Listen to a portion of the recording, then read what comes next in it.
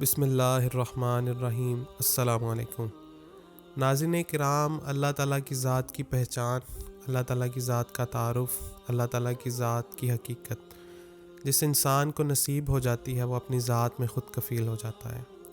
ایک خوبصورت اور پرسکون زندگی کے لیے اصول اور نظریات کا تعین کرنے سے پہلے یہ ضروری ہے کہ ہم اللہ تعالیٰ کی ذات کو پہچان لیں۔ انسان کی فطرت میں تجسس کا عنصر رکھا گیا ہے جو اس کو ہمیشہ محو جستجو رکھتا ہے۔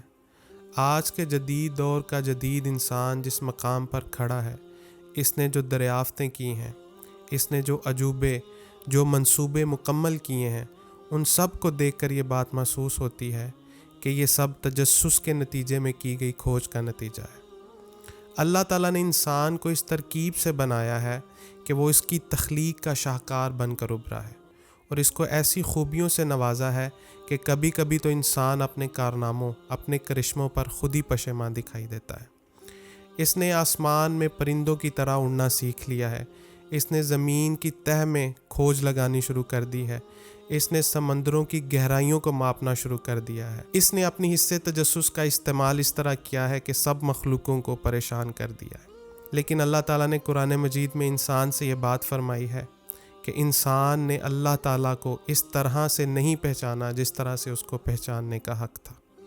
اگر انسان اللہ تعالیٰ کو اس طرح پہچان لیتا جس طرح سے اس نے پہچاننے کا حکم دیا ہے، تو شاید انسان دنیا کی بجائے اپنے خالق کو کھوجنے کی جستجو میں لگا رہتا۔ اللہ تعالیٰ کی ذات کو سمجھنا انسان کے عقل کے بس کی بات نہیں، تو اللہ تعالیٰ نے اپنا تعارف انسان کے لیے اپنی بنائی گئی دنیا میں اس طرح سے کروایا ہے کہ اپنی اور انسان کی حیثیت کو واضح کر دیا ہے۔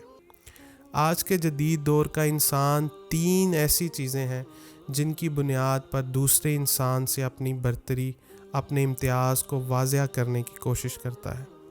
پہلی اس کی علمی حیثیت، دوسری اس کی مالی حیثیت، اور تیسرا اس کا اختیار ہے۔ ناظرین کرام، انسان اللہ تعالیٰ کی بنائی ہوئی دنیا میں رہتا ہے۔ اللہ تعالیٰ نے اس کو اپنے علم میں سے علم عطا کیا ہے، اس دنیا میں رہنے کی اجازت دی ہے، اور اپنے اختیار میں سے اس کو اختیار عطا فرمایا ہے۔ اللہ تعالیٰ انسان کی علمی حیثیت کو اس طرح سے واضح کرتے ہیں کہ آسمان اور زمین اور اس کے درمیان جو کچھ ہے اور جو کچھ اس کائنات کی وسعتوں میں پھیلا ہوا ہے، جو آسمان سے اوپر ہے، جو زمین کی تہہ میں ہے، اس سب کا علم اللہ تعالیٰ کو ہے۔ ناظرین کرام، اس نقطے سے یہ بات سمجھ میں آتی ہے کہ اس دنیا میں جتنا بھی علم ہے وہ اللہ تعالیٰ کے علم میں ہے، اور جتنا بھی علم ہے وہ اللہ تعالیٰ کے علم کا عکس ہے۔ یعنی کوئی بھی علم ایسا نہیں جو اللہ تعالیٰ کے علم پر دسترس حاصل کر سکے۔ دوسرے نمبر پر اللہ تعالیٰ نے انسان کی مالی حیثیت کو اس طرح سے بیان فرمایا ہے۔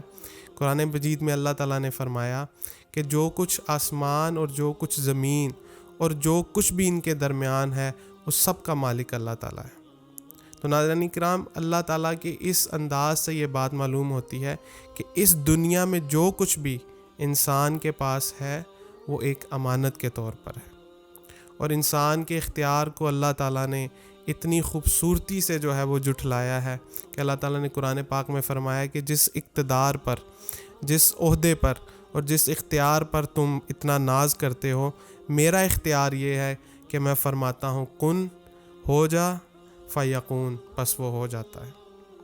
ناظرین کرام، ان تینوں انسان کی ان تینوں حیثیتوں پر جب غور کیا جاتا ہے تو یہ نقطہ سامنے آتا ہے کہ انسان کے لیے یہ تینوں چیزیں عطائی ہیں، یعنی اللہ تعالیٰ نے اس کو عطا فرمائی ہیں تو اس کو ملی ہیں، اور عطا کی ہوئی چیز مالک کی مرضی سے ہوتی ہے، وہ جب چاہے اس سے لے لے، جب چاہے اس کو دے دے۔ لیکن اللہ تعالیٰ کی یہ سب چیزیں ذاتی ہیں، نہ اسے کسی سے ملی ہیں، نہ اسے کسی نے دی ہیں، لیکن سب کچھ جو انسان کے پاس ہے وہ اللہ تعالیٰ کا دیا ہوا ہے۔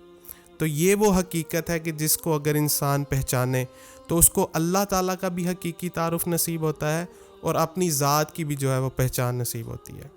ایک بڑا اہم نقطہ ہے ناظرین کرام جو میں آپ کے سامنے یہاں پہ رکھنا چاہتا ہوں، وہ یہ ہے کہ انسان کی فطرت ہے کہ یہ جب اپنی منزل کا تعین کرتا ہے تو اس کے مطابق اپنے راستے کو جو ہے وہ اختیار کرتا ہے۔ اللہ تعالیٰ کی تخلیق کی جو سکیم ہے، اس میں اللہ تعالیٰ نے موت جیسی چیز کو پیدا فرمایا ہے اور انسان کو یہ سمجھایا ہے کہ اس کی منزل موت ہے، تاکہ انسان اپنی منزل کے حساب سے جو ہے وہ اپنے راستے کا تعین کر سکے۔ اور حضرت علی کرم اللہ وجہ الکریم نے بڑی پیاری بات ارشاد فرمائی۔ آپ نے فرمایا کہ جب انسان کا دل انجام سے بے خبر ہو جاتا ہے تو اس کو اس بات کی پرواہ نہیں رہتی کہ وہ کس راستے پر چل رہا ہے۔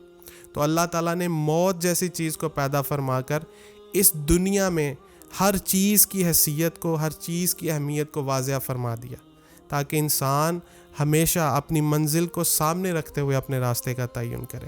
تو ناظرین کرام، یہ تھا اللہ تعالیٰ کا حقیقی تعارف، اور اسی میں چھپا ہے ہمارا اپنا تعارف کہ ہماری حیثیت اس کائنات میں، اس دنیا میں کیا ہے۔ اللہ تعالیٰ کی بارگاہ میں دعا ہے کہ وہ ہمیں صراط مستقیم پر چلائے اور اپنی حفظ و امان میں رکھے۔ ملتے ہیں ایک نئے موضوع کے ساتھ، تب تک اپنا خیال رکھیے گا۔ اللہ حافظ۔